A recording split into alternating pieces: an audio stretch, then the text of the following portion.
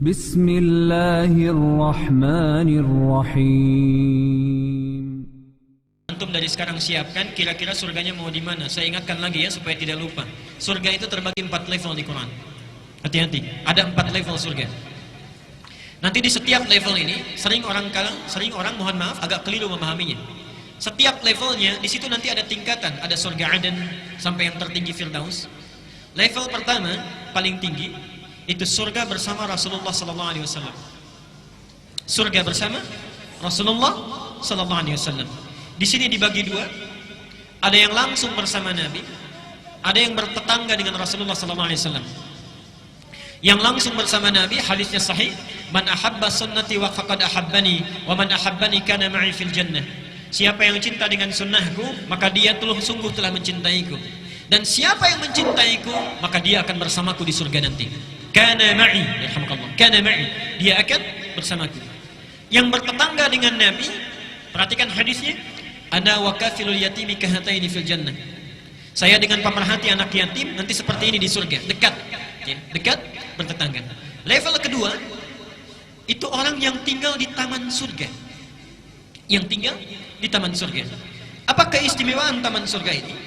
Taman surga ini keistimewaannya dibandingkan dengan surga biasa langsung disifati oleh Quran, akhidina ma atahum rabbuhum.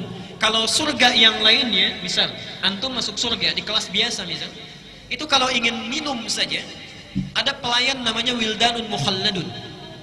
Kalau laki-laki dilayani oleh bidadari yang sangat cantik luar biasa. Kalau perempuan oleh pangeran-pangeran surga, gelasnya saja bi aqwabi wa abariqa wa ka'sim min ma'in, terbuat dari mutiara-mutiara yang berkilauan dari emas dan perak yang menyatu. Yang sifatnya mala ainun ra'at wala udhunun sami'at wala khatarun ala qalbi bashar. Tidak pernah dilihat oleh mata di dunia, didengar kisahnya oleh telinga, dan subhanallah tidak pernah terlintas sedikit pun di benak kita. Itu surga kelas biasa. Tapi surga, di taman surga, perhatikan, kalau antum butuh apa-apa, itu Allah langsung yang kasih. Kun fayakun ada. Akhirina ma atahum rabbuhum innahum kanu qabla dzalika muhsinin. Mereka langsung dibalas oleh Allah, ingin apapun subhanallah langsung ada Allah yang berikan. Sungguh mereka itu adalah orang-orang yang ihsan saat di dunia. Apa cirinya? Ternyata ciri pertamanya itu orang yang konsisten tahajud. Lihat, kanu qalila minal laili ma yahja'un. Ciri pertamanya, orang-orang ini saat di dunianya sedikit tidurnya. Sedikit tidurnya. Dia hidupkan malamnya. Ya, ini insyaallah antum mirip-mirip ya. Kalau di situ sedikit tidur, di sini sedikit-sedikit. Tambah sedikit ya. Baik. Kanu qalila minal laili ma yahja'un. Jadi kalau kita rajin tahajud, ya, kita dawamkan ibadah ini, subhanallah, itu surganya yang sudah menanti minimal taman surga. Taman surga itu minimal. Ya. Kalau antum misalnya tambah lagi dengan yang lain, kita dawamkan misalnya, subhanallah, sholat sunnahnya yang qabliyahnya 12 rakaat tidak pernah ditinggalkan, didawamkan terus, dibikinkan rumah lagi, dibikinkan istana di dalam surga. Kalau antum tinggalkan canda yang tidak bermanfaat, misal canda yang tidak bermanfaat itu yang ada bohongnya hanya untuk membuat orang lain tertawa misalnya, itu subhanallah dibangunkan oleh Allah istana di pinggiran surga. Di pinggiran surga. Alhamdulillah masih penting dapat istana, ya. Di pinggiran surga. Baik, villa lah kalau dalam bahasa kita.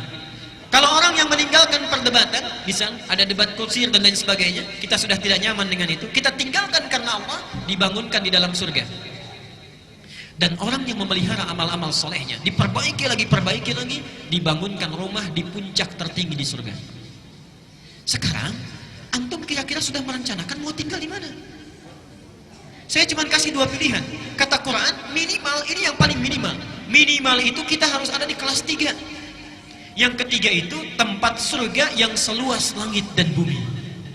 Seluas langit dan bumi. Dalilnya ada di Ali Imran, nomor ayat 133 sampai 134. Quran surah 3 ayat 133 dan 134. Lihat ayatnya.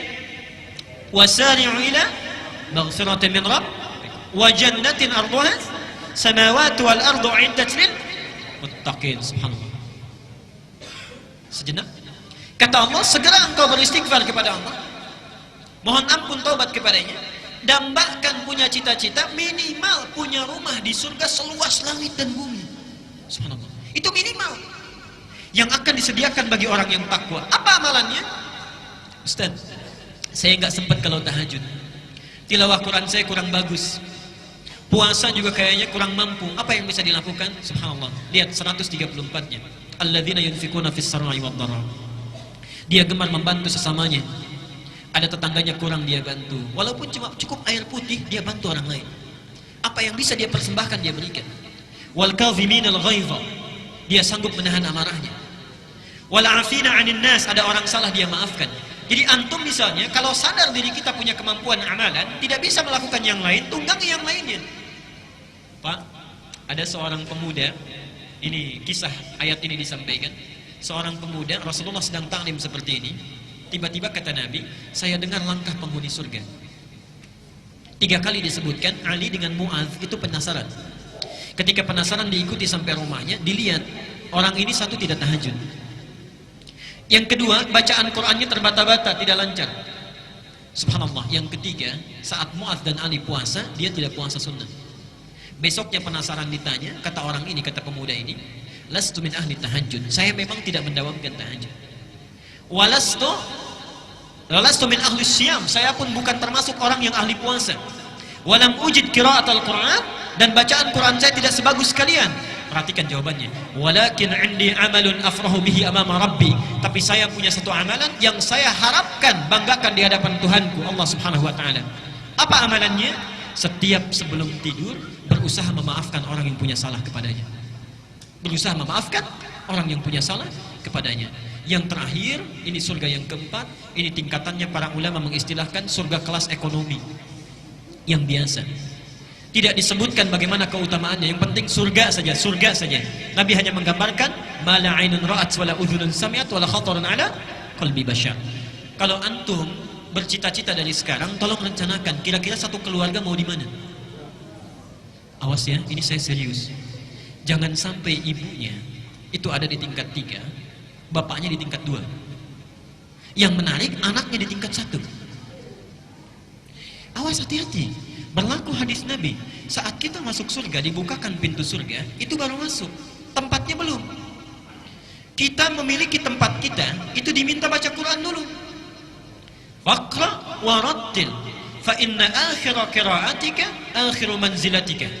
Baca Quran yang biasa engkau baca di dunia itu dengan tartil. Kenapa bahasanya ada tartil? Tartil di sini agak panjang, karena ibu bapak sekalian, saya ilustrasikan dan tidak sesuai gambaran ini dengan kenyataannya nanti. Allahu a'lam.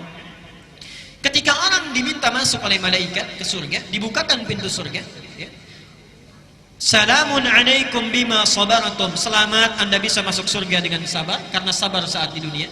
Udkhuluha bisalamin aminin. Silahkan masuk dengan tentram. Baru masuk. Saat akan naik ke tempatnya di surga, diminta baca Quran dengan tartil. Kenapa bahasanya itu agak lambat kemudian tartil? Subhanallah.